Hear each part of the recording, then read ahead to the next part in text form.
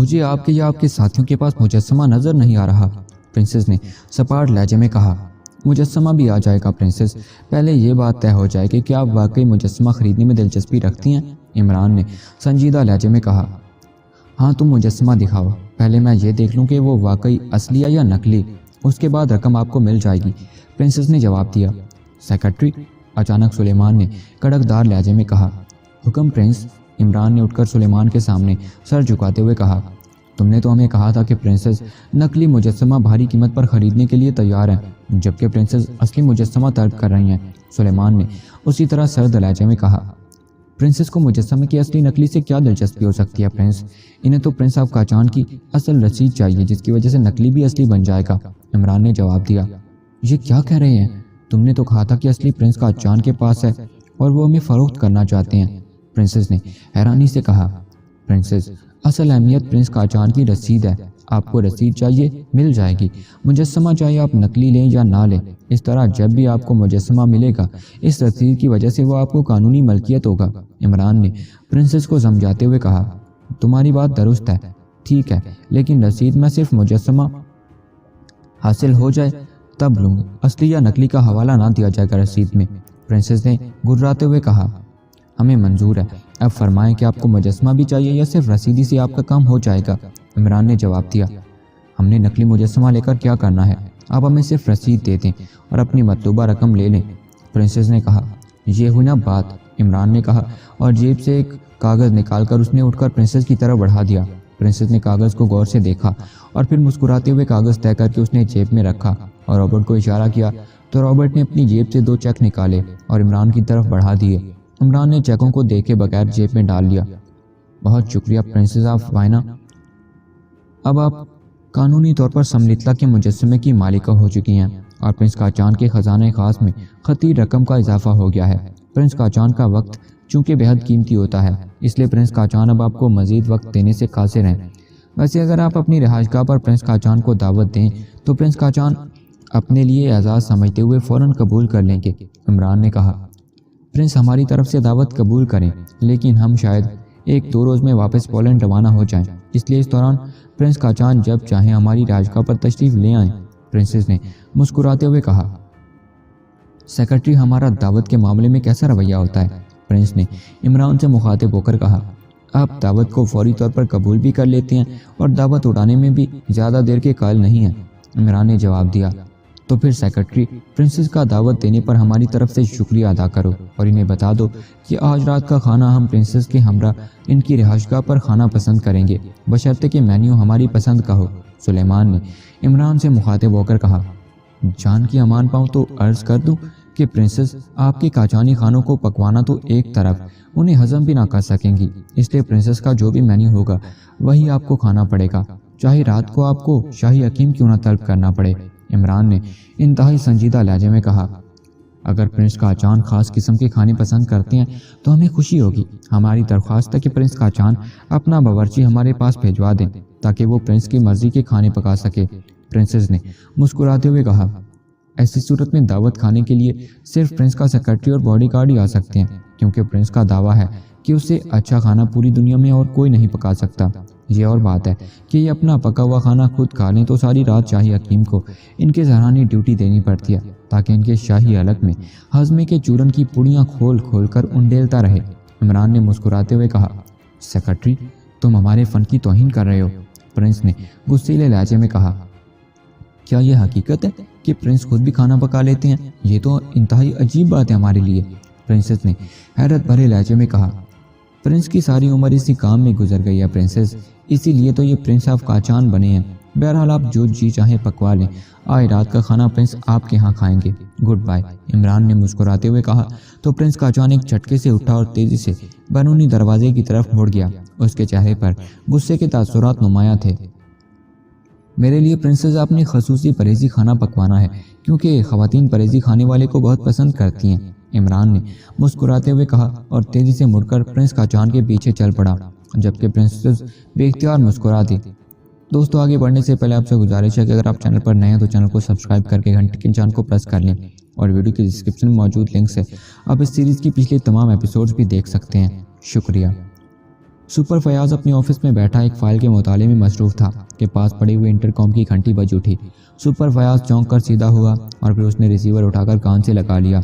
یس، super Fayyaz نے بڑے اکڑے ہوئے لہجے میں کہا۔ بڑے نواب صاحب والے کیس کی فائل لے کر میرے پاس پہنچو، ابھی اور اسی وقت۔ دوسری طرف سے سر عبدالرحمن کی سرد آواز سنائی دی۔ یس سر۔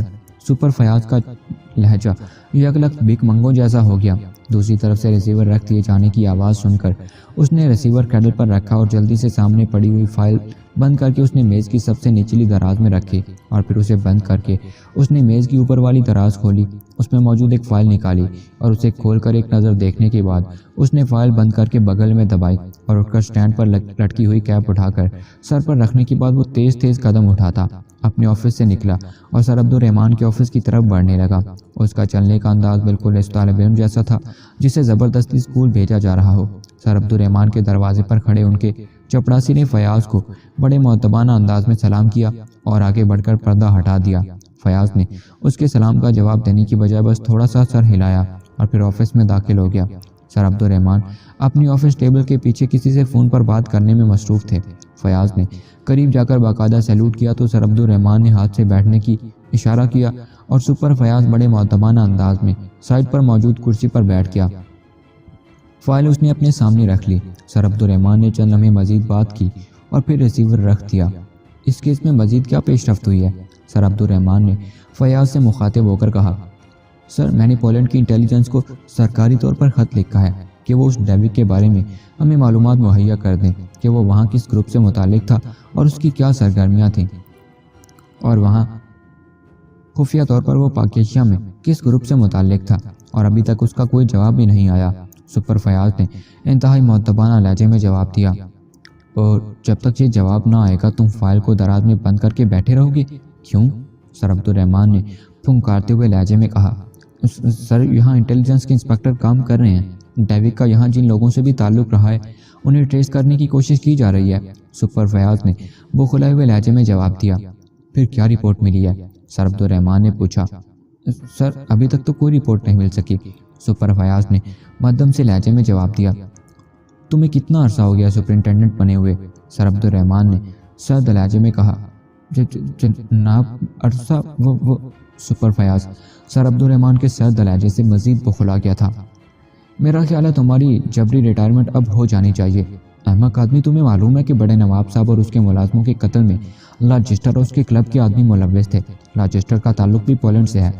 پھر یہ انتہائی سنگین واردات نوادرات کے سلسلے میں ہوئی ہے، اس لیے لامحالہ اس کے پس منظر میں جو گروپ یا شخصیت بھی ہے اس کا تعلق بہرحال نوادرات سے ہوگا۔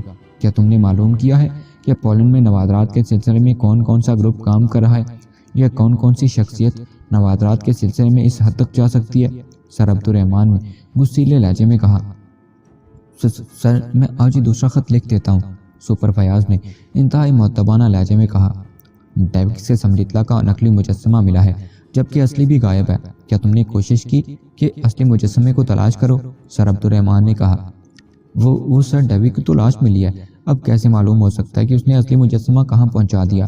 سپر فیاض نے کہا تو سر عبدالرحمن کا چہرہ غصے سے سرخ ہو گیا۔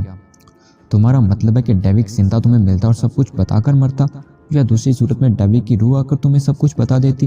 احمق آدمی، تم انٹیلیجنس کے سپرنٹینڈنٹ ہو، تمہارے تحت وسیع عملہ ہے، کیا تم خود یہ بات معلوم نہیں کر سکتے کہ ڈیوک اس لانچ میں سوار ہونے سے پہلے کس سے ملا تھا، کہاں کہاں گیا تھا، اس کی کیا کیا سرگرمیاں رہی تھیں؟ سر عبدالرحمن نے انتہائی غصیلے لہجے میں کہا۔ یس سر، یہ بالکل ٹھیک ہے سر، اس طرح واقعی پتہ چل جائے گا۔ سر، میں اب یہی کام کرتا ہوں سر، فیاض نے جلدی سے کہا۔ اور سنو، ڈیوک کا تعلق پولینڈ سے ہے، لاجسٹر کا تعلق بھی پولینڈ سے بتایا جاتا ہے۔ ڈیوک سے نقلی مجسمہ ملا ہے جبکہ لاجسٹر کی لاش نور محل سے ملی ہے۔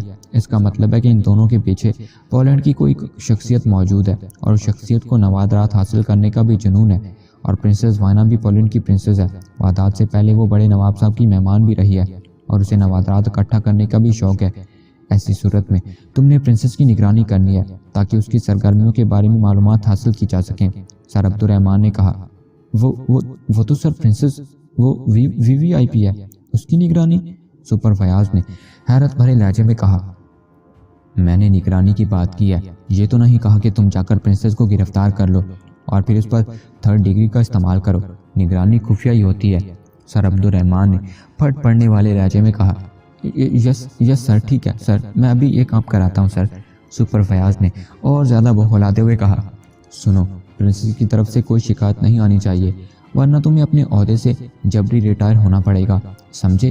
اگر کوئی ٹھوس بات ان کے خلاف سامنے آئے تو تم نے مجھے مطلع کرنا ہے، خود کوئی کارروائی نہیں کرنی۔ سر عبدالرحمن نے کہا، یس سر۔ سپر فیاض نے کہا، جاؤ، اور سنو، تمہیں اصل ملزم کی گرفتاری کے لیے صرف 3 دن دے رہا ہوں۔ 3 دن کے اندر تمہیں ہر صورت میں اصل ملزم کو ثبوت سامنے لانا ہوگا۔ سر عبدالرحمن نے کہا، یس سر۔ سپر فیاض نے اٹھ کر سیلوٹ مارتے ہوئے کہا، اور پھر فائل اٹھا کر وہ تیزی سے مڑا اور دروازے کی طرف بڑھ گیا۔ سنو، سر عبدالرحمن کی آواز سنائی دی تو سپر فیاض جو دروازے کے قریب پہنچ چکا تھا تیزی سے مڑا اور وہیں اٹینشن ہو گیا۔ ادھر آؤ، سر عبدالرحمن نے کہا تو سپر فیاض تیزی سے آگے بڑھا اور پھر میز کے قریب پہنچ کر اس نے ایک بار پھر سیلوٹ کیا۔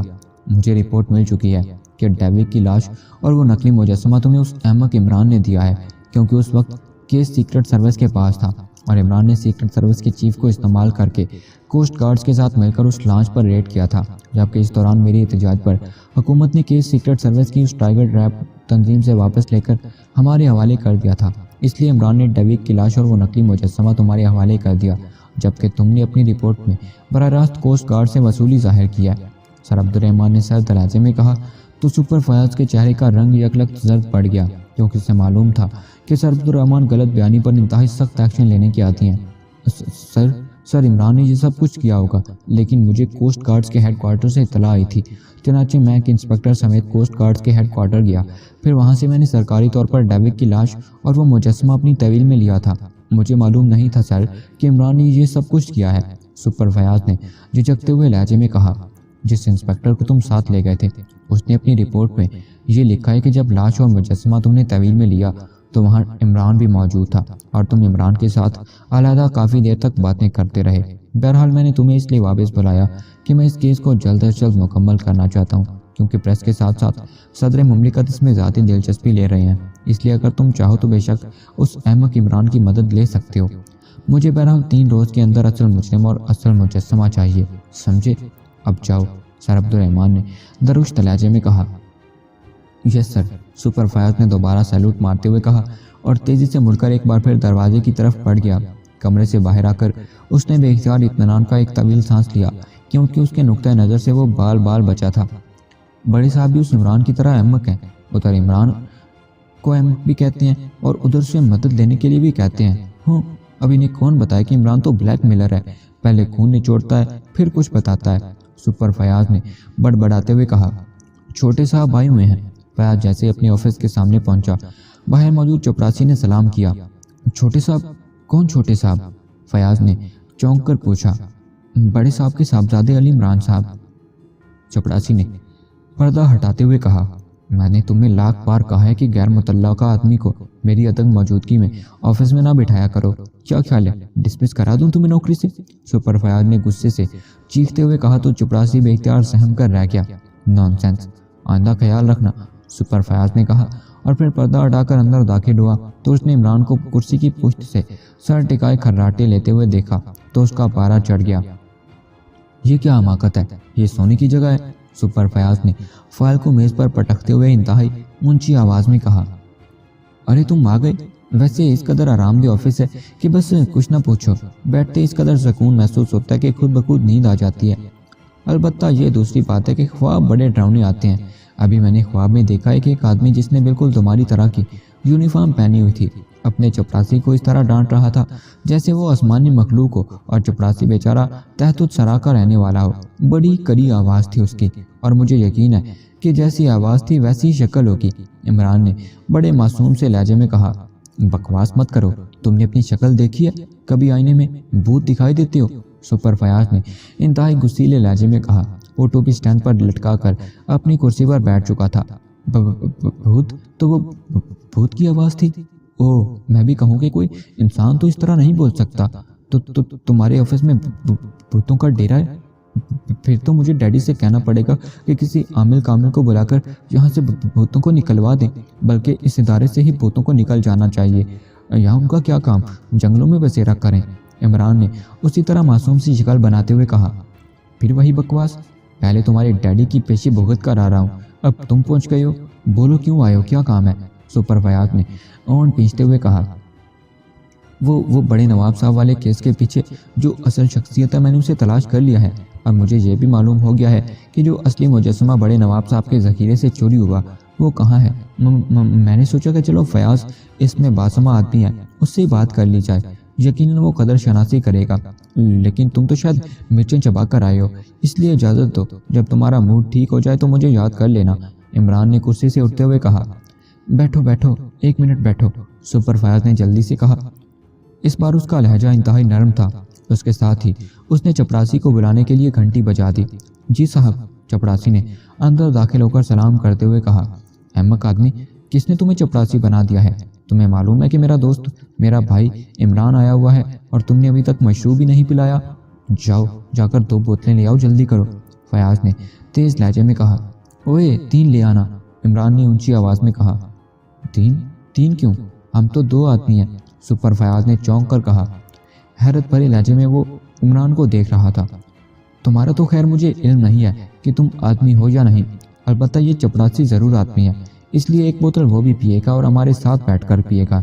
जाओ, इमरान ने जवाब दिया। जाओ 3 बोतलें ले आओ तुम जाकर, अब जाओ। मेरी शक्ल क्यों देख रहे हो? सुपर फयाज ने फाड़ खाने वाले लहजे में कहा और चपरासी बेचारा इस कदर तेजी से मुड़कर बाहर चला गया जैसे उसके पीछे पागल कुत्ते लग गए हों। 1000 बार तुम्हें समझाया है कि हिफ्ज़े मुरातब का ख्याल रखा करो, वो चपरासी है तो उसे चपरासी रहना चाहिए, लेकिन तुम्हारी अकल में ये बात नहीं आती। सुपर फयाज ने इस बार इमरान से मुखातिब होकर कहा। हिफ्ज़े मुरातब का ये मतलब नहीं होता सुपर फयाज कि चपरासी को इंसान ही ना समझा जाए। तुम अगर सुपरिंटेंडेंट हो और वो चपरासी, तो इसमें ना तुम्हारी किसी अक्लमंदी का दखल है और ना ही उसकी किसी कोताही का। वो चपरासी है इसलिए बाहर खड़ा है और तुम्हें आते जाते सलाम भी करता है, और तुम क्या हिफ्ज़े मुरातब चाहते हो?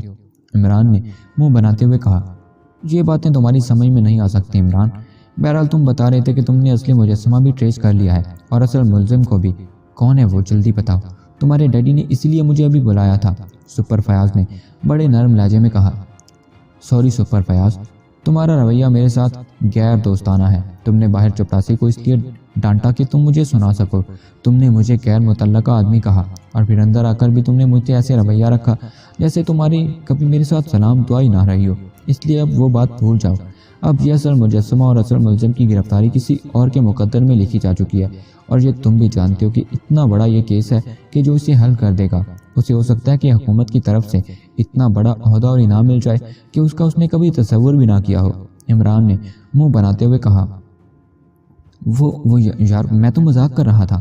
आखिर तुम मेरे दोस्त हो, तुम मेरे साथ कितना मजाक करते हो। अगर मैंने कर लिया तो तुम क्यों नाराज हो रहे हो?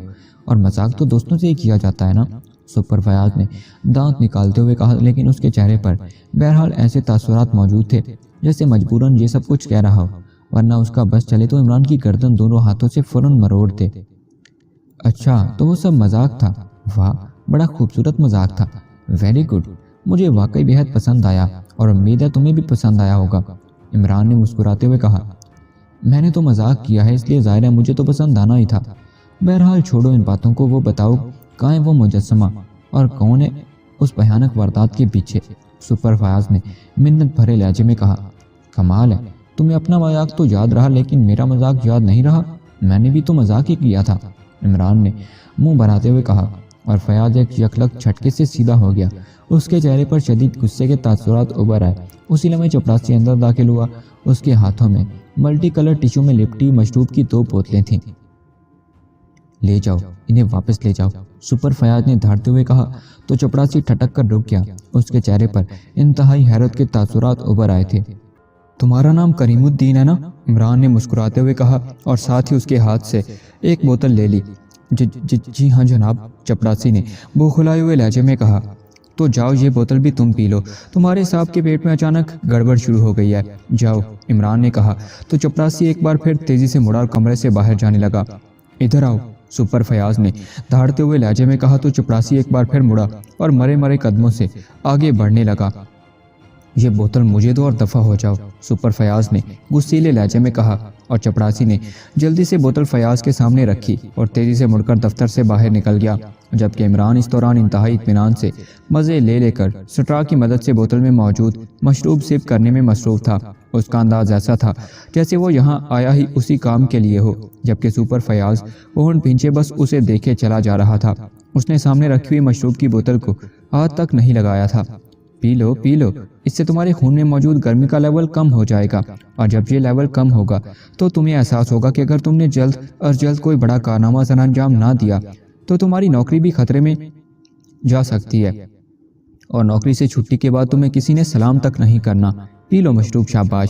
عمران نے بڑے خلوص بھرے انداز میں فیاض کو مشورہ دیتے ہوئے کہا، اور سپر فیاض نے بے اختیار ایک طویل سانس لیا۔ اس کے چہرے پر چھا جانے والی پتھریلی سنجیدگی یکلخت نرمی میں بدل ہو گئی۔ مجھے دھمکیاں دینے کی ضرورت نہیں ہے، سمجھے؟ تم بوتل پی لو اور پھر دفع ہو جاؤ۔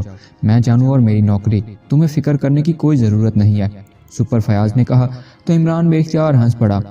مجھے فکر نہ ہوگی تو اور کسے ہوگی؟ آخر بھابھی سلمہ نے ابھی پوری زندگی گزارنی ہے، بچے بھی ابھی تعلیم حاصل کر رہے ہیں، عمران نے مسکراتے ہوئے کہا اور خالی بوتل میز پر رکھ دی۔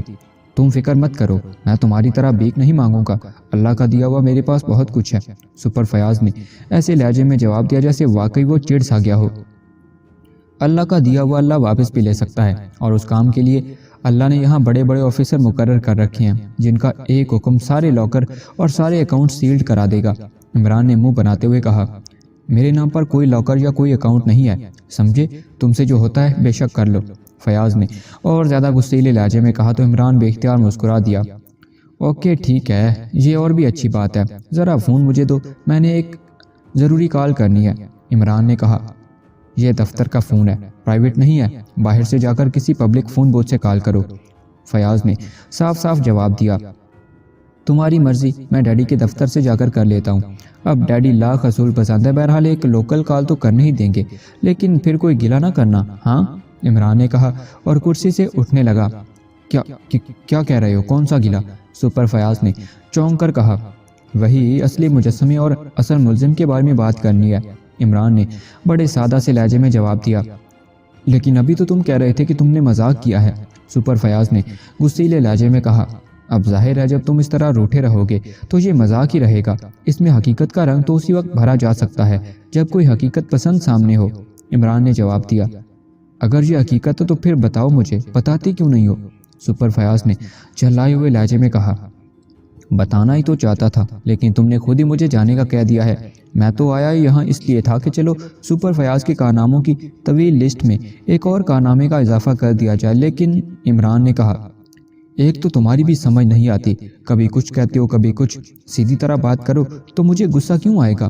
فیاض نے منہ بناتے ہوئے کہا۔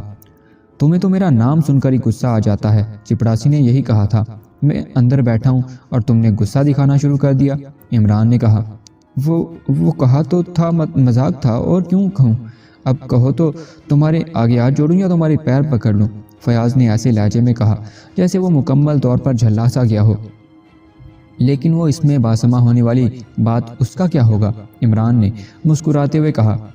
اس میں باسماں کا کیا مطلب؟ یہ تم ایسے الفاظ مشکل کہاں سے یاد کر لیتے ہو؟ فیاض نے کہا۔ یہ مشکل الفاظ نہیں ہیں، بڑے سادہ سے الفاظ ہیں، تمہارا نام فیاض ہے اور تم فیاض بھی ہو، بس ایسے آدمی کو ہی اس میں باسماں کہا جاتا ہے، کہ جیسا نام ویسے ہی کرتوت، میرا مطلب ہے ویسا ہی کردار، عمران نے مسکراتے ہوئے کہا۔ ہوں، پھر وہی بلیک میلنگ، کیا تم اس بلیک میلنگ سے باز نہیں آ سکتے؟ فیاض نے اسے گھورتے ہوئے کہا۔ اتنے خوبصورت آفس میں بیٹھ کر ایسے بدصورت الفاظ تو نہ بولا کرو، بلیک میلنگ لا حول ولا قوت کیا واہیات لفظ ہے، عمران نے منہ بناتے ہوئے کہا۔ یہ بلیک میلنگ نہیں ہے تو اور کیا ہے کہ ذرا سا کام کیا اور اس کے عوض بھاری رقم مانگنا شروع کر دی، فیاض نے منہ بناتے ہوئے کہا۔ میں نے تم سے رقم مانگی ہے، بلکہ کچھ مانگا ہے، یہ بوتل بھی تم نے خود ہی منگوائی تھی، عمران نے منہ بناتے ہوئے کہا۔ تو اور تمہارا کیا مطلب تھا اس میں بامسما جو بھی ہے اس کا مطلب کیا تھا؟ فیاض نے کہا۔ میرا مطلب تھا کہ تم فطرتاً ہی فیاض ہو، اس لیے کسی اچھے سے ہوٹل میں دعوت کا اعلان کرو گے، آخر میں تمہارا ایسا دوست ہوں جس سے تم مذاق بھی کر لیتے ہو، عمران نے کہا تو فیاض اچھل پڑا۔ اوہ دعوت ایک چھوڑو 10 کھا لینا، پہلے بتا دیا ہوتا، خواہ مخواہ میرا خون جلانے کا فائدہ۔ چلو میری طرف سے دعوت رہی، فیاض نے خوش ہوتے ہوئے کہا۔ تو پھر اٹھو اور کھلاؤ دعوت، بزرگ کہتے ہیں نکی کے کام میں دیر نہیں کرنی چاہیے، ویسے بھی مجھے شدید بھوک لگ رہی ہے، اوپر سے تم نے یہ مشروب پلا دیا، اب تو پیٹ میں چوہے چھوڑو فیاض ناچنے لگے ہیں۔ عمران نے کہا دعوت بھی کھا لینا، پہلے کام تو مکمل ہو جائے۔ فیاض نے کہا کون سا کام دعوت سے پہلے کون سا کام ہو سکتا ہے بھلا؟ بزرگ کہتے ہیں اول طعام پھر کام۔ عمران نے کہا پہلے وہ مجرم، وہ اصلی مجسمہ۔ فیاض نے کہا تمہیں مجھ پر اعتماد نہیں ہے؟ عمران نے کہا ہے مگر، فیاض نے گڑبڑائے ہوئے لہجے میں کہا تو پھر اٹھو اور چلو ہوٹل 5 اسٹار، پہلے کھانا کھاتے ہیں، اللہ تعالیٰ بڑا رحیم و کریم ہے، ہو سکتا ہے ہمارے کھانے تک اصل مجرم اور اصل مجسمہ بھی دریافت ہو جائے۔ عمران نے مسکراتے ہوئے کہا یہ سن لو، اگر کام نہ ہوا تو میں بل ادا نہیں دوں گا، سمجھے؟ بل تمہیں دینا ہوگا۔ فیاض نے اٹھتے ہوئے کہا اچھا، یعنی اب سپر فیاض کی یہ اوقات رہ گئی ہے کہ ہوٹل والے اس سے بل مانگتے ہیں؟ حیرت ہے، مجھے بتانا تھا، میں ان ہوٹل والوں سے تمہارا ایسا تعارف کراتا کہ وہ ہوٹل بھی تمہارے نام کر دیتے اور تم سے معافیاں بھی مانگتے۔ عمران نے منہ بناتے ہوئے کہا اور کرسی سے اٹھ کھڑا ہوا۔ تھوڑی دیر بعد وہ دونوں ہوٹل 5 اسٹار میں داخل ہو رہے تھے۔ پہلے اس کے جنرل مینیجر کے آفس چلو تاکہ میں اس سے تمہارا تعارف کرا سکوں، عمران نے ہوٹل کے ہال میں داخل ہوتے ہوئے کہا۔ چھوڑو چلو ڈائننگ ہال میں، فیاض نے کہا۔ دیکھو یہ دعوت کام کے عوض تم کھلا رہے ہو، سمجھے؟ اس لیے جیسے میں کہوں گا ویسے ہی ہوگا، ورنہ پھر بل بھی تم ہی دو گے اور کام بھی نہیں ہوگا۔ عمران نے انتہائی سنجیدگی سے کہا تم نے کیا کہنا ہے؟ اس سے کیا ضرورت ہے اس سے ملنے کی؟ میں نے کھانا کھانا ہے، بس کھاؤ۔ فیاض نے جھلائے ہوئے لہجے میں کہا نہیں، پہلے تم میرے ساتھ اس کے آفس چلو اور اب کھانا بھی وہیں آئے گا، عمران نے کہا اور تیز تیز قدم اٹھاتا کاؤنٹر کی طرف بڑھ گیا۔ یس سر، کاؤنٹر پر کھڑی لڑکی نے کاروباری انداز میں مسکراتے ہوئے کہا جنرل مینیجر صاحب کو اطلاع دیں کہ سینٹرل انٹیلیجنس بیورو کے سپرنٹینڈنٹ فیاض ایک سرکاری کام سے ان سے ملنا چاہتے ہیں۔ عمران نے ایسے تو حکمانہ لہجے میں کہا جیسے وہ خود سپرنٹینڈنٹ فیاض ہو۔ یس سر، لڑکی نے کہا اور جلدی سے کاؤنٹر پر موجود انٹرکام کا ریسیور اٹھا کر اس نے 2-3 نمبر پریس کر دیے۔ سر کاؤنٹر سے بول رہی ہوں، سینٹرل انٹیلیجنس کے سپرنٹینڈنٹ فیاض صاحب ایک صاحب کے ساتھ تشریف لائے ہیں، وہ کسی سرکاری کام کے سلسلے میں آپ سے ملنا چاہتے ہیں، کاؤنٹر گرل نے فون پر کہا۔ یس سر، دوسری طرف سے بات سن کر اس نے جواب دیا اور ریسیور رکھ کر ایک طرف موجود ایک ویٹر کو بلایا۔ صاحبان کو جنرل مینیجر صاحب کے آفس تک چھوڑاؤ، کاؤنٹر گرل نے اس ویٹر سے کہا۔ آئیے سر، ویٹر نے مؤدبانہ لہجے میں کہا۔ جنرل مینیجر صاحب کے ہوٹل میں کتنے آفس ہیں؟ پہلے ان سے ملاقات اسپیشل آفس میں ہوئی، اب آپ نے صرف آفس کہا ہے، عمران نے مسکراتے ہوئے پوچھا۔ ایک ان کا جنرل آفس ہے جہاں وہ اس وقت موجود ہیں، ایک اسپیشل آفس ہے جہاں وہ اہم معاملات ڈیل کرنے کے لیے بیٹھتے ہیں، کاؤنٹر گرل نے جواب دیا اور عمران نے اسبات میں سر ہلا دیا اور پھر وہ ویٹر کے پیچھے چل پڑے۔ اس سے کہنا کیا ہے، مجھے تو اس سے کوئی کام نہیں ہے، ویسے بھی اس ہوٹل کے مالک بڑے صاحب کے بہت ملنے والے ہیں، اس لیے میں تو ادھر کا رخ بھی نہیں کرتا، فیاض نے راہداری میں چلتے ہوئے کہا۔ بڑے نواب صاحب والی واردات کا مسئلہ ہے، آخر تمہارے تمغوں میں اضافہ کرانا بھی تو دوستوں پر فرض ہے نا، عمران نے آہستہ سے کہا تو فیاض جس نے مسلسل برا سا منہ بنایا ہوا تھا یکلخت چونک پڑا، اس کا چہرہ بے اختیار کھل اٹھا تھا۔ اوہ یہ بات ہے، ویری گڈ، واقعی تم جیسے دوست تو نعمت ہوتے ہیں، فیاض نے مسرت بھرے لہجے میں کہا تو عمران مسکرا دیا۔ تھوڑی دیر بعد وہ ایک آفس میں داخل ہوئے جہاں جنرل مینیجر راشد ایک بڑی سی میز کے پیچھے بیٹھا ہوا تھا فیاض کے ساتھ۔ عمران کو آتے دیکھ کر وہ چونک پڑا۔ آئیے آئیے، تشریف لائیے، میں نے آپ کی آمد کی اطلاع ملتے ہی اپنی ساری مصروفیات منسوخ کر دی ہیں، راشد نے میز کی سائڈ سے نکل کر عمران اور فیاض کی طرف بڑھتے ہوئے کہا۔ شکریہ، فیاض نے سرد لہجے میں جواب دیا۔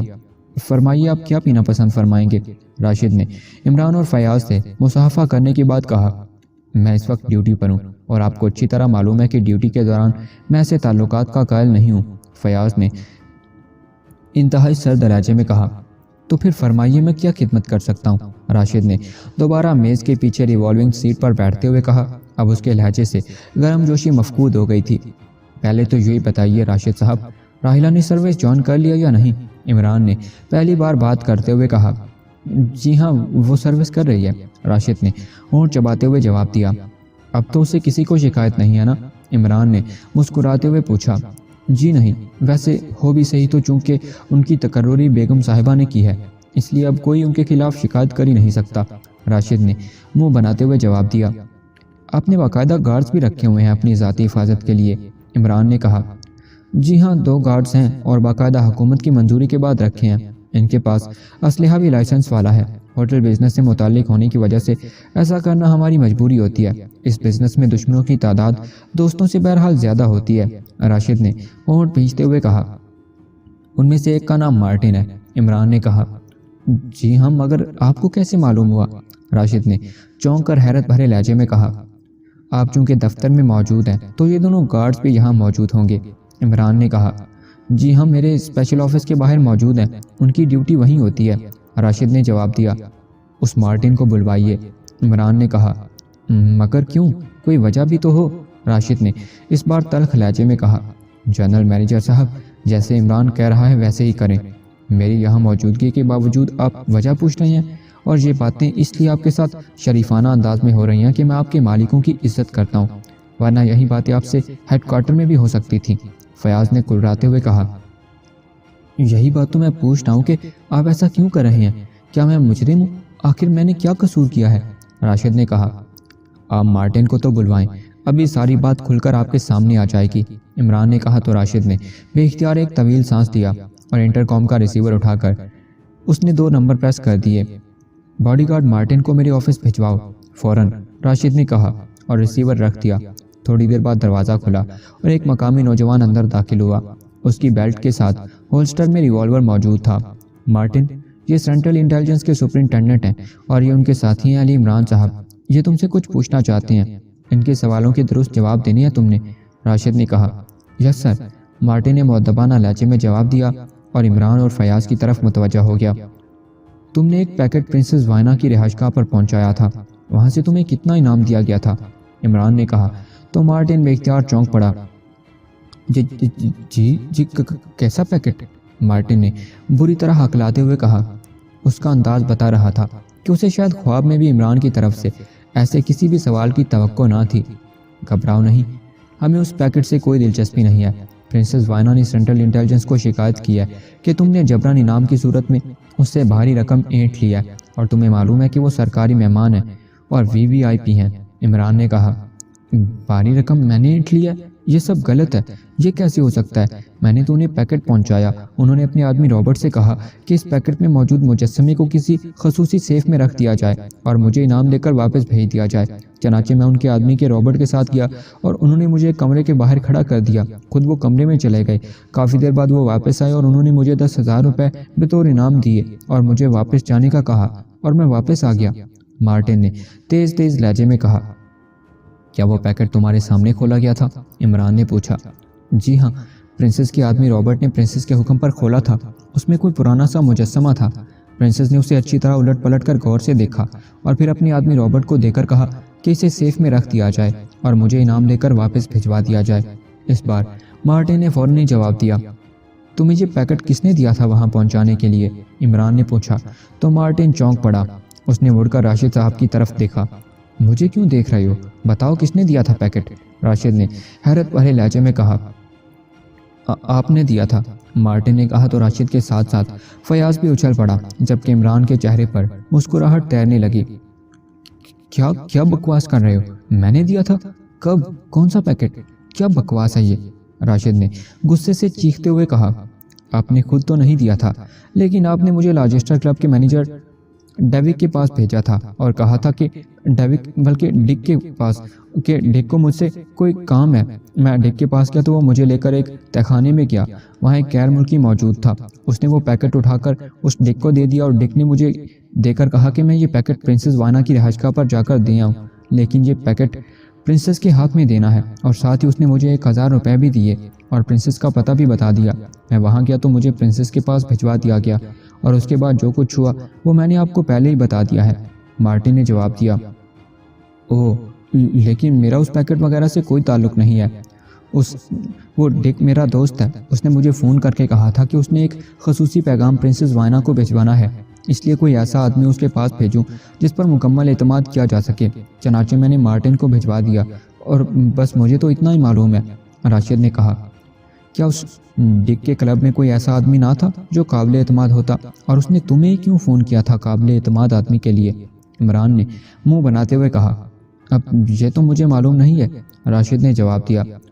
مارٹن تم ادھر بیٹھ جاؤ، عمران نے کہا تو مارٹن سر ہلاتا ہوا ایک طرف بیٹھ گیا تو عمران اٹھا۔ اس نے آگے بڑھ کر میز پر رکھے ہوئے فون پیس کو اٹھا کر اس کا رخ اپنی طرف کیا اور پھر اس کے نیچے لگا ہوا بٹن پریس کر کے اسے ڈائریکٹ کیا اور پھر ریسیور اٹھا لیا۔ لاجسٹر کلب ہاؤس ڈک کا فون نمبر کیا ہے؟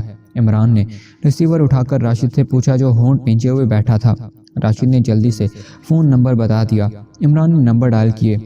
لاجسٹر کلب۔ رابطہ قائم ہوتے ہی دوسری طرف سے ایک کرخت سی آواز سنائی دی۔ ہوٹل 5 اسٹار کے جنرل مینیجر راشد صاحب ڈک صاحب سے، میرا مطلب ہے ڈک صاحب سے بات کرنا چاہتے ہیں۔ عمران نے کہا صاحب موجود نہیں ہیں، 1 گھنٹے بعد آئیں گے۔ دوسری طرف سے کہا گیا جہاں بھی ہوں ان سے بات کراؤ، انتہائی ضروری کام ہے۔ عمران نے کہا مجھے نہیں معلوم کہ وہ کہاں گئے ہیں، بس اتنا کہہ کر گئے ہیں کہ 1 گھنٹے بعد آئیں گے۔ دوسری طرف سے کہا گیا تو عمران نے اوکے کہہ کر ریسیور رکھ دیا۔ اوکے مسٹر راشد، آپ کے اس تعاون کا بہت شکریہ۔ مسٹر مارٹن آپ بھی جا سکتے ہیں، عمران نے مسکراتے ہوئے کہا تو راشد کا ستا ہوا چہرہ بے اختیار کھل اٹھا، جبکہ مارٹن اٹھا اور سلام کر کے باہر چلا گیا۔ جناب حقیقتاً میرا کسی بات سے کوئی تعلق نہیں، میں تو ایسے چکروں میں پڑا ہی نہیں کرتا، راشد نے مسکراتے ہوئے کہا۔ اچھا کرتے ہیں آؤ سپر فیاض، اب چل کر کھانا کھا لیں، پھر جا کر اس سے ڈک سے بھی مل لیں گے، عمران نے مسکراتے ہوئے سپر فیاض سے کہا تو سپر فیاض سر ہلاتا ہوا اٹھ کھڑا ہوا، لیکن اس کے چہرے پر مایوسی کے تاثرات نمایاں تھے۔ کھانا آپ میری طرف سے قبول کر لیں جناب، راشد نے کہا۔ ابھی نہیں، ابھی ہم ڈیوٹی پر ہیں۔ پھر صحیح، عمران نے کہا، دروازہ کھول کر باہر آ گیا۔ یہ سب کیا ہوا ہے؟ یہ پرنسس مجسمہ، یہ سب چکر کیا ہے؟ کیا یہ وہی مجسمہ ہے جو چوری ہوا؟ فیاض نے باہر آتے ہی کہا۔ ہاں، عمران نے کہا اور پھر جیب سے ایک چھوٹا سا آلہ نکال کر اس نے اس کا بٹن دبا دیا اور راہداری میں ہی رک گیا تھا۔ اس کے رکتے ہی سپر فیاض بھی رک گیا تھا۔ آلے کا بٹن دبتے ہی ایسی آواز آنی شروع ہو گئی جیسے فون کے نمبر ڈائل کیے جا رہے ہوں۔ لاجسٹر کلب، ایک ہلکی سی آواز سنائی دی تو فیاض بے اختیار چونک پڑا۔ راشد بول رہا ہوں، general manager hotel 5 star, Rashid کی تیز آواز سنائی دی۔ یس سر، ابھی آپ کے آدمی کا فون آیا تھا سر، لیکن سر، دوسری طرف سے اسی آواز نے کہنا شروع کیا۔ سنو، وہ کال سینٹرل انٹیلیجنس کے آدمی کی طرف سے تھی، سینٹرل انٹیلیجنس آپ کے پیچھے لگ گئی ہے۔ تم ایسا کرو کہ فوراً ڈیوک کو جا کر کہہ دو کہ وہ فوراً لاجسٹر کلب چھوڑ کر یہاں میرے پاس ہوٹل میں آ جائے، فوراً۔ وہ لوگ یہاں سے مطمئن ہو کر چلے گئے ہیں، اس لیے اب وہ یہاں نہیں آئیں گے، راشد کی تیز آواز سنائی دی۔ یس سر، میں آپ کا پیغام بھجوا دیتا ہوں، دوسری طرف سے کہا گیا۔ اور ڈیک کو کہہ دو کہ وہ جہاں بھی ہو اطلاع دے دو کہ وہ فی الحال کلب نہ آئے، اور سینٹرل انٹیلیجنس کا سپرنٹینڈنٹ فیاض اور اس کا دوست کلب آ رہے ہیں ڈک کا معلوم کرنے۔ تم نے انہیں ڈیوک کے بارے میں کچھ نہیں بتانا، راشد نے کہا۔ یس سر، دوسری طرف سے کہا گیا، اور اس کے ساتھ ہی ریسیور رکھے جانے کی آواز سنائی دی تو عمران نے مسکراتے ہوئے آلہ بند کر دیا۔ اب تو دعوت الحال کر دیا میں نے، عمران نے آلہ جیب میں رکھتے ہوئے مسکرا کر کہا۔ لیکن یہ چکر کیا ہے؟ یہ کس ڈیوک کو چھپایا جا رہا ہے اور کیوں؟ فیاض نے حیرت بھرے لہجے میں کہا۔ آؤ پہلے ہم واقعی کھانا کھا لیں، وہی بات ہوگی، عمران نے کہا اور آگے بڑھ گیا۔ یہ تم نے آفس میں ڈک کا فون لگایا تھا؟ فیاض نے کہا۔ ظاہر ہے یہ بھی کوئی پوچھنے والی بات ہے، عمران نے کہا، اور فیاض نے بے اختیار ہونٹ بھینچ لیے۔ تھوڑی دیر بعد وہ ڈائننگ ہال میں پہنچ گئے اور پھر وہاں ایک خالی میز کے گرد بیٹھتے ہی عمران نے مینیو اٹھا کر ویٹر کو آرڈر سرو کر دیا۔ سنو، یہ وہی ڈیوک ہے جو بڑے نواب صاحب کی واردات کا اہم ملزم ہے، عمران نے ویٹر کے جانے کے بعد کہا۔ لیکن وہ تو ہلاک ہو چکا ہے، اس کی لاش بھی دفن کر دی گئی ہے، فیاض نے حیرت بھرے لہجے میں کہا۔ نہیں، وہ ہلاک نہیں ہوا، میں تمہیں تفصیل بتاتا ہوں، آگے تمہاری مرضی کہ تم اس کے جواب میں میرے ساتھ کیا سلوک کرتے ہو، فیاضی کا مظاہرہ کرتے ہو یا پھر، عمران نے مسکراتے ہوئے بات ادھوری چھوڑ دی۔ پھر وہی بات، کبھی تو اس کے بغیر بھی بات کر لیا کرو، فیاض نے منہ بناتے ہوئے کہا۔ بہرحال سنو، تمہیں تو یہ معلوم ہے کہ یہ کہیں سیکرٹ سروس کی ایک ذیلی تنظیم ٹائیگر ٹریپ کے پاس تھا۔ یہ والا کیس ٹائیگر ٹریپ نے اس واردات کا کھوئی لگایا تو اس نے معلوم کر لیا کہ اس کے پیچھے پرنسس وانا کا خاص آدمی ڈیوک ہے اور وہ مجسمہ لے کر نکل گیا ہے۔ مزید کھوئی لگانے پر پتہ چلا کہ وہ ایک بحری اسمگلر کی مدد سے ایک خصوصی لانچ کے ذریعے کافرستان جا رہا ہے، چنانچہ اس نے سیکرٹ سروس کے چیف کو اطلاع دی۔ سیکرٹ سروس کے چیف نے کوسٹ گارڈز کو فوری طور پر اسے پکڑنے کا حکم دیا اور مجھے وہاں بھیجا۔ چنانچہ میں نے وہاں پہنچ گیا۔ کوسٹ گارڈز نے خصوصی لانچوں اور ہیلی کاپٹرز کی مدد سے ریڈ کیا اور کشتی کو روک لیا۔ ڈیوک کے ساتھ وہاں کئی غیر ملکی اور بھی موجود تھے۔ ریڈ کے دوران ایک غیر ملکی نے مزاحمت کی کوشش کی اور وہ کوسٹ گارڈز کے ہاتھوں مارا گیا، جبکہ ڈیوک کو زندہ پکڑ لیا گیا۔ ڈیوک کے پاس نقلی مجسمہ تھا، اصلی نہیں تھا۔ اسی دوران سیکرٹ سروس کے چیف کو اطلاع ملی کہ صدر مملکت نے کیس ڈیڈی کے اصرار پر دوبارہ سینٹرل انٹیلیجنس کے حوالے کر دیا ہے، تو انہوں نے مجھے حکم دیا کہ میں ڈیوک کو ہلاک کر دوں اور اس کی لاش تمہارے حوالے کر دوں، کیونکہ سیکرٹ سروس کے چیف کو اس بات پر غصہ آ گیا تھا کہ صدر نے ان سے کیس کیوں لیا ہے۔ لیکن مجھے معلوم تھا کہ اگر ڈیوک کو ہلاک کر دیا گیا تو یہ کیس کبھی بھی تم لوگ حل نہ کر سکو گے، اور سیکرٹ سروس کے چیف کا حکم ماننا بھی ضروری تھا۔ چنانچہ میں نے فوری طور پر ڈیوک کو جوزف اور جوانا کے پاس پہنچا دیا اور اس ہلاک ہونے والے غیر ملکی کی لاش ماں مجسمے کے سرکاری طور پر تمہارے حوالے کر دی۔ عمران نے بتانا شروع کر دیا تو سپر فیاض کی آنکھیں حیرت سے پھیلتی چلی گئیں۔ عمران بولتے بولتے اچانک رک گیا کیونکہ ویٹر نے آ کر کھانا میز پر لگا دیا تھا۔ پھر کیا ہوا؟ سپر فیاض نے ویٹر کے جاتے ہی انتہائی بے چین سے لہجے میں کہا۔ ڈیوک سے میں نے ذاتی طور پر پوچھ گچھ کی تو ڈیوک نے بتایا کہ وہ پرنسس وائنا کا خاص آدمی ہے اور یہ واردات اس نے پرنسس کے کہنے پر کی ہے، اور اصل مجسمہ بھی پرنسس کے پاس ہے۔ لیکن تم جانتے ہو کہ پرنسس VVIP ہے، صرف ڈیوک کے بیان پر انہیں گرفتار نہیں کیا جا سکتا، جبکہ مجھے اس بات کا بھی اندازہ ہو گیا تھا کہ ڈیوک نے اصلی مجسمہ پرنسس کے پاس پہنچانے کی بات غلط کی ہے، کیونکہ واردات سے لے کر اس گرفتاری تک وہ پرنسس سے نہیں ملا تھا، کیونکہ ٹائیگر ٹریپ کے اس آدمی پرنسس کی باقاعدہ نگرانی کر رہے تھے، کیونکہ انہیں بھی شک تھا کہ اس واردات کے پیچھے پرنسس کا ہاتھ ہے، لیکن وہ بھی کوئی ٹھوس ثبوت حاصل کرنا چاہتے تھے۔ اس پر میں ایک اور کھیل کھیلا اور ایسے انتظامات کر دیے کہ ڈیوک فرار ہو سکے، لیکن اسے یہ احساس نہ ہو سکے کہ اسے جان بوجھ کر فرار کرایا جا رہا ہے۔ چنانچہ ڈیوک فرار ہو گیا اور اس کی نگرانی کی گئی۔ اس نے فرار ہوتے ہی ایک پبلک فون بوتھ سے اس جنرل مینیجر راشد کو فون کیا۔ راشد نے اسے لاجسٹر کلب کے ڈگ کے پاس بھیجا، یعنی اسے اس کے پاس جانے کا کہا، اور ڈیوک لاجسٹر کلب پہنچ گیا۔ اس اطلاع پر جنرل مینیجر راشد اور لاجسٹر کلب دونوں کے فون ٹیپ کرائے گئے۔ تب پتہ چلا کہ اصلی مجسمہ راشد کی تحویل میں ہے۔ ڈیوک کے اس سے لاجسٹر کلب کے انچارج اور پارٹنر لاجسٹر کے ذریعے تعلقات ہوئے تھے، کیونکہ لاجسٹر اور راشد دونوں جرائم میں پارٹنر تھے۔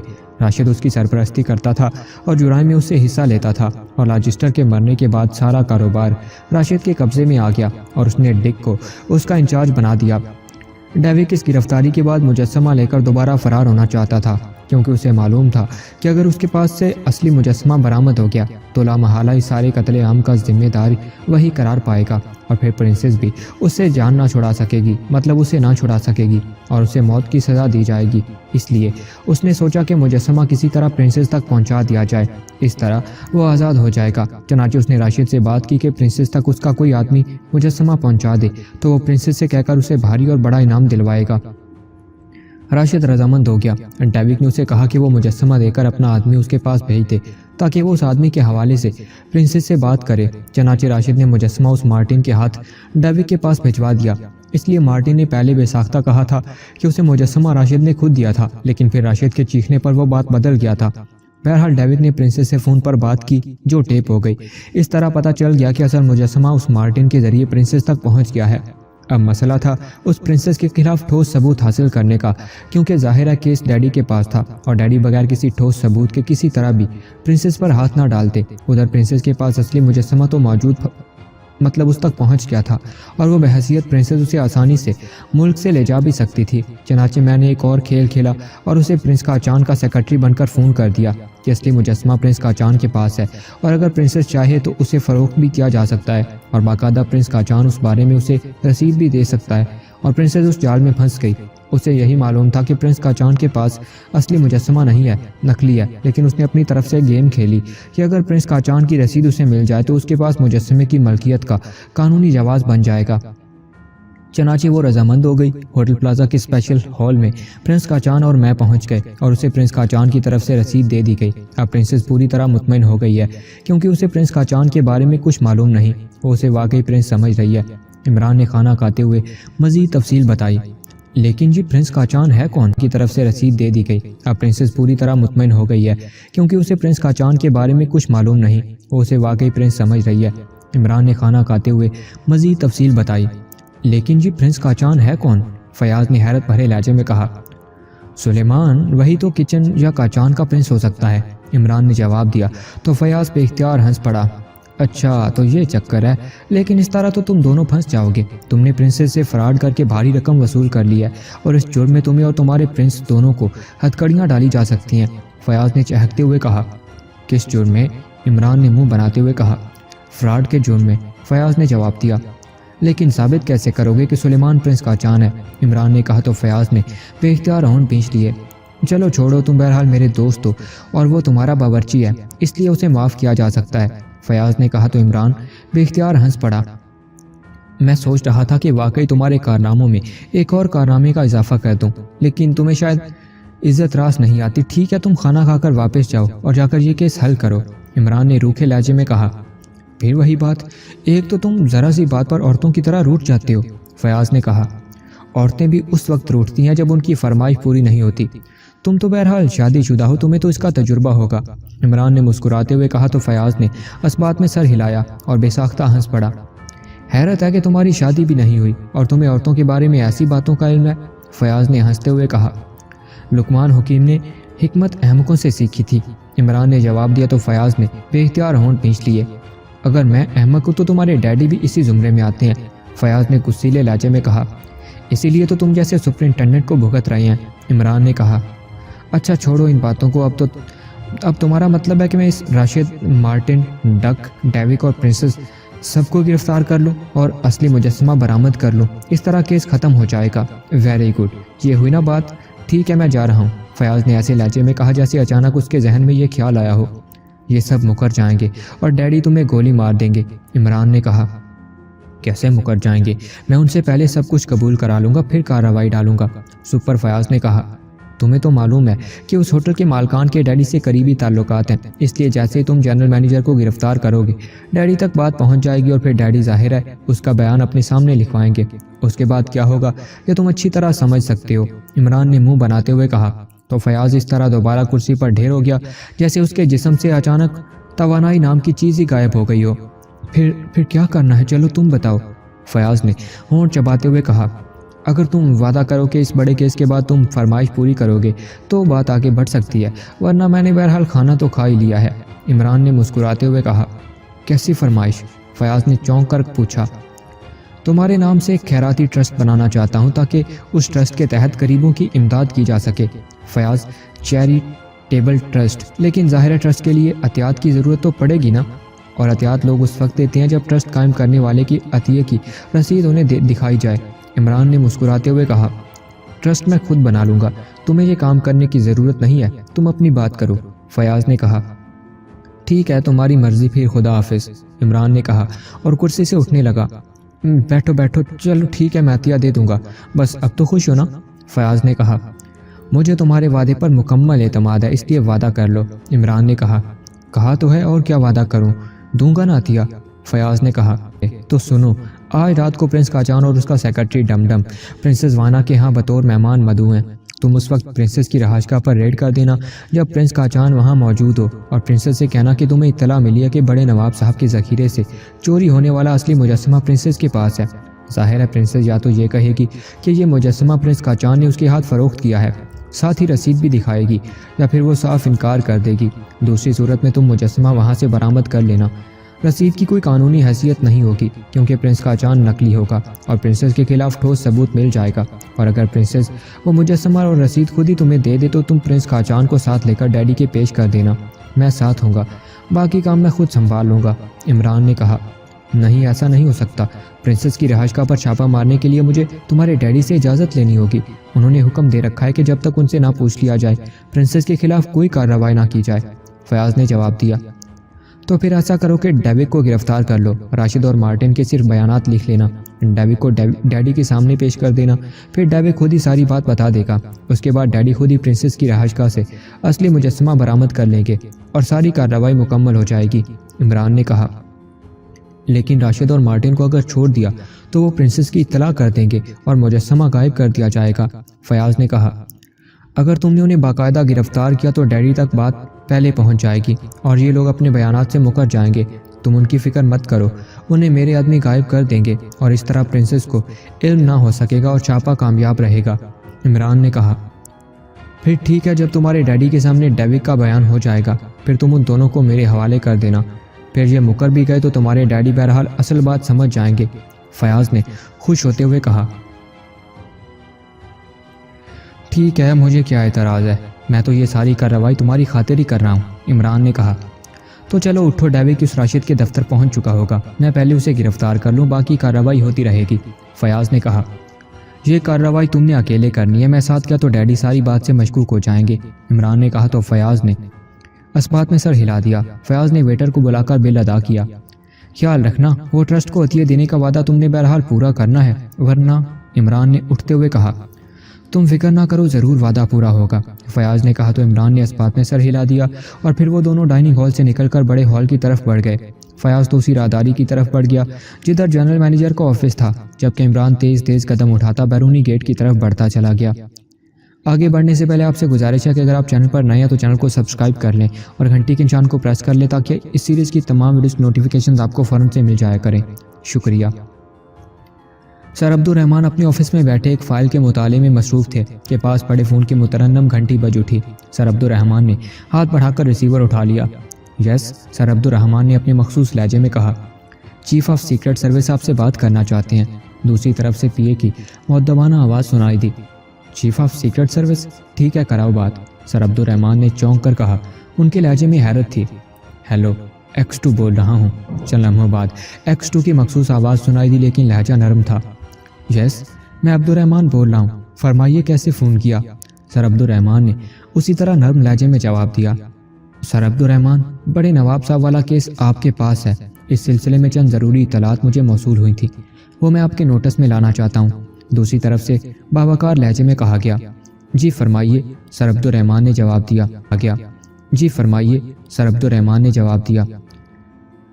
بڑے نواب صاحب کے ساتھ ہونے والی اس واردات کے پیچھے پرنسس وائنا کا ہاتھ ہے اور اس نے یہ ساری کارروائی نواب صاحب کے ذخیرے سے سمدیتلا کا مجسمہ اڑانے کے لیے کرائی ہے۔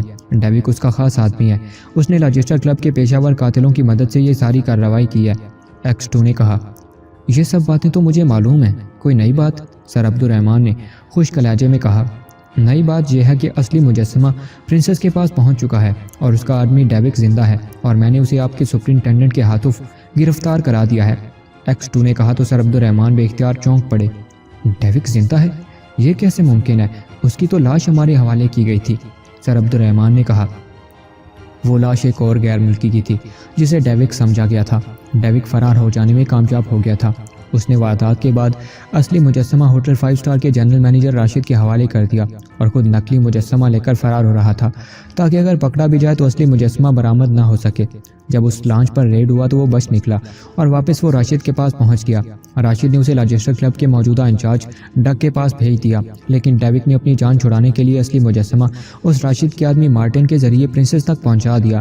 پرنسس اس مجسمے کو فوری طور پر ملک سے نکال دیتی تو اس کے خلاف ثبوت ختم ہو جاتا، اس لیے میرے حکم پر عمران نے پرنس کاچان کے سیکرٹری کے طور پر اس سے بات کی اور اصلی مجسمہ اسے فروخت کرنے کی آفر کی۔ پرنسس کو چونکہ علم تھا کہ اصلی مجسمہ اس کے پاس ہے اور پرنس لامحالہ اسے نقلی مجسمہ فروخت کر رہا ہے، لیکن جب عمران نے اسے بتایا کہ پرنس کاچان اسے باقاعدہ رسید دے گا تو وہ ڈیل کرنے پر تیار ہو گئی، کیونکہ اسے یہ علم نہیں ہے کہ پرنس کاچان کی کوئی قانونی یا سرکاری حیثیت نہیں۔ چنانچہ یہ ڈیل ہوئی اور پرنس کاچان نے اسے رسید جاری کر دی۔ اس طرح پرنسس مطمئن ہو گئی اور اس نے فوری طور پر مجسمے کو نکالنے کا ارادہ بدل دیا۔ چنانچہ میرے حکم پر عمران نے آپ کے سپرنٹینڈنٹ کو ساتھ لیا اور جنرل مینیجر راشد سے ملا، جہاں یہ بات سامنے آ گئی کہ راشد کے باڈی گارڈ مارٹن نے یہ مجسمہ پرنسس تک پہنچایا تھا اور ڈیوک کو بھی اس نے لاجسٹر کلب میں ٹھہرایا ہوا ہے۔ عمران کے کہنے پر سپرنٹینڈنٹ فیاض نے ڈیوک کو گرفتار کر لیا ہے تاکہ اسے آپ کے سامنے پیش کر کے اس کا بیان کرا دے۔ اس طرح آپ کو پرنسس پر ہاتھ ڈالنے کے لیے ٹھوس ثبوت بھی مل جائے گا اور آپ اس کی رہائش گاہ پر چھاپا مار کر اصلی مجسمہ بھی برآمد کر سکیں گے۔ اس طرح پرنسس گرفتار ہو سکے گی۔ میں نے آپ کو کال اس لیے کیا تاکہ آپ کو یہ بتایا جا سکے کہ عمران نے میرے حکم پر اپنے باورچی سلیمان کو بطور پرنس کاچان ظاہر کر کے یہ ساری کارروائی کی ہے۔ میں چاہتا تھا کہ اسے بھیانک واردات کے پیچھے اصل شخصیت کو گرفتار کیا جا سکے، جس کی گرفتاری کے لیے بظاہر کوئی ٹھوس وجہ موجود نہ تھی۔ آپ سیکرٹری خارجہ سر سلطان سے بات کر کے پرنسس کے خلاف کارروائی کر سکتے ہیں۔ خدا حافظ، X2 نے تفصیل بیان کرتے ہوئے کہا۔ اس کے ساتھ ہی رابطہ ختم ہو گیا تو سر عبد الرحمن نے ایک طویل سانس لیتے ہوئے ریسیور رکھ دیا۔ ان کے چہرے پر الجھن کے تاثرات نمایاں تھے۔ وہ چند لمحوں تک خاموش بیٹھے سوچتے رہے، پھر انہوں نے انٹرکام کا ریسیور اٹھایا اور 2 نمبر پریس کر دیے۔ یس سر، دوسری طرف سے ان کے پی اے کی مؤدبانہ آواز سنائی دی۔ سیکرٹری وزارت خارجہ سر سلطان سے بات کراؤ، سر عبدالرحمن نے کہا اور ریسیور رکھ دیا۔ تھوڑی دیر بعد فون کی گھنٹی بجی تو سر عبدالرحمن نے ہاتھ بڑھا کر ریسیور اٹھا لیا۔ یس، سر عبدالرحمن نے کہا۔ سر سلطان صاحب سے بات کیجیے جناب، دوسری طرف سے کہا گیا۔ ہیلو، سلطان بول رہا ہوں۔ چند لمحوں بعد سر سلطان کی آواز سنائی دی۔ عبدالرحمن بول رہا ہوں سلطان، ابھی chief of secret service X2 کی کال آئی تھی۔ بڑے نواب صاحب، اس کے خاندان اور ملازموں کی ہلاکت کے پیچھے پرنسس وائنا آف پولینڈ کا ہاتھ ہے۔ چیف X2 نے کہا کہ میں آپ سے بات کر کے پرنسس کے خلاف کارروائی کر سکتا ہوں۔ کیا ایسا کرنا ضروری ہے جبکہ پرنسس کسی سرکاری دورے پر تو یہاں نہیں آئی؟ سر عبدالرحمن نے کہا۔ چیف نے آپ کو کال کرنے سے پہلے مجھ سے اس معاملے پر بات کی تھی۔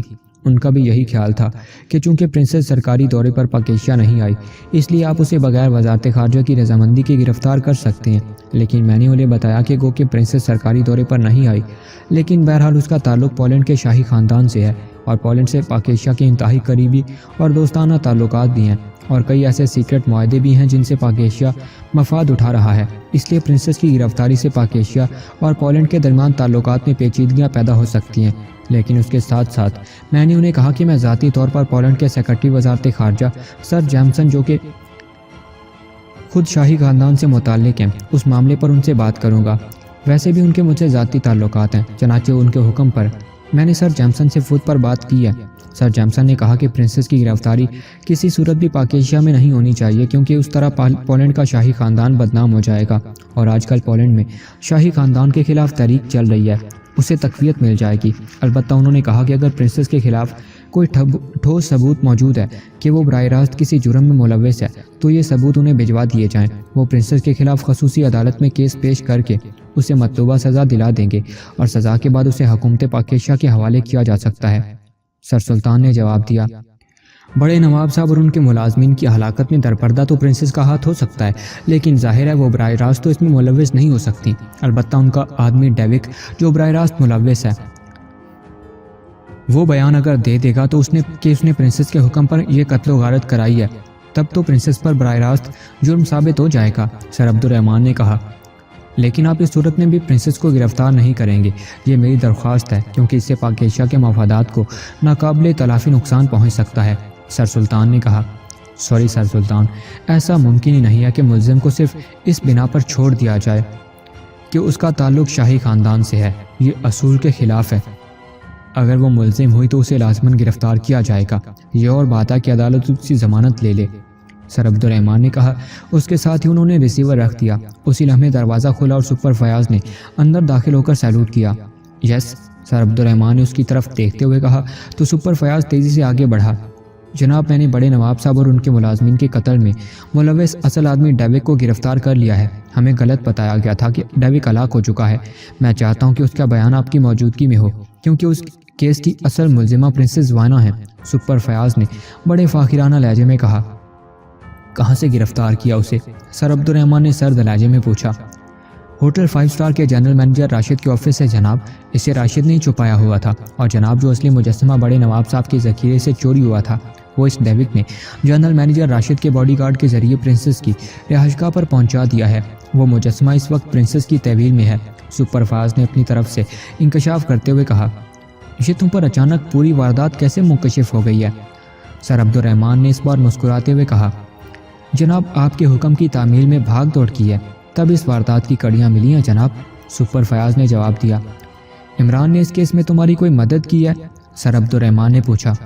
یس سر، آپ نے حکم دیا تھا، اس لیے میں نے عمران سے بات کی اور پھر عمران اور میں نے مل کر اس کیس پر کام کیا ہے۔ اس بار سپر فیاض کا لہجہ دھیما تھا۔ کہاں ہے ڈیوک؟ سر عبدالرحمن نے پوچھا۔ میں جناب، سپر فیاض نے کہا۔ اور راشد اور مارٹن وہ کہاں ہیں؟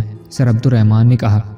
انہیں ابھی گرفتار نہیں کیا گیا جناب، کیونکہ جب تک ڈیوک کا بیان نہ ہو جائے جناب، اس وقت تک ان کے خلاف بظاہر کوئی ٹھوس ثبوت نہیں ہے۔ وہ اس ساری واردات سے لاتعلقی بھی ظاہر کر سکتے ہیں۔ سپر فیاض نے کہا۔ گڈ، اس کا مطلب ہے کہ تمہیں واقعی عقل آ گئی ہے۔ ٹھیک ہے، جا کر اس ڈیوک کا بیان لکھو، میں بعد میں اس سے پوچھ گچھ کر لوں گا۔ سر عبدالرحمن نے کہا تو سپر فیاض نے سیلوٹ کیا اور تیزی سے مڑ کر دروازے کی طرف بڑھ گیا۔ دوستو آپ سے گزارش ہے کہ اگر آپ چینل پر نئے ہیں تو چینل کو سبسکرائب کریں اور گھنٹی کے نشان کو پریس کریں تاکہ آنے والی تمام ویڈیوز کی نوٹیفیکیشنز آپ کو فوراً سے مل جایا کریں۔ اور ویڈیو کے ڈسکرپشن میں اس سیریز کی پلے لسٹ کا لنک موجود ہے، وہاں سے اس کی پچھلی تمام ایپیسوڈز بھی دیکھ سکتے ہیں۔ شکریہ۔